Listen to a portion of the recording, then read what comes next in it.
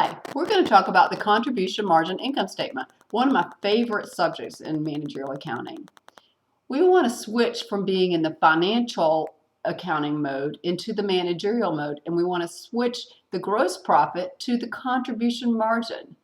This is going to separate functions into behaviors. So we talked about in the last video about behaviors. So instead of functions, which would be like sales, less cost of goods sold, less selling expense, less administrative expense, that sort of thing, that's functions. We want to separate into behaviors, variable cost and fixed cost.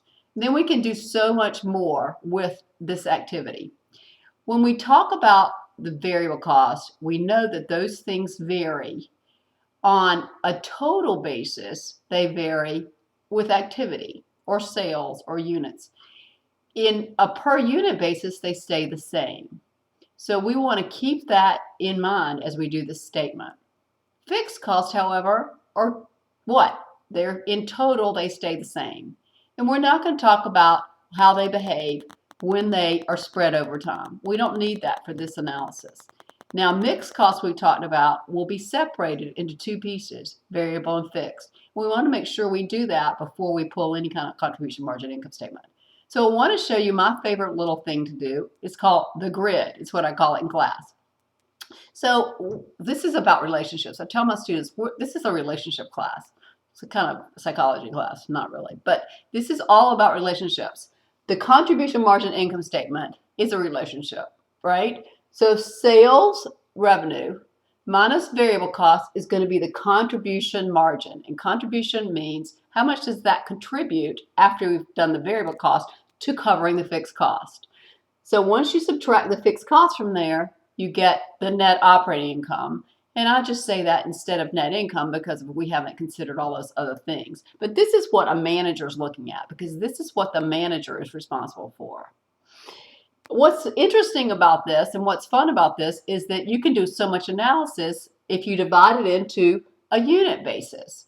So let's say that there were 100 units and it was $5 a piece that we were selling them for.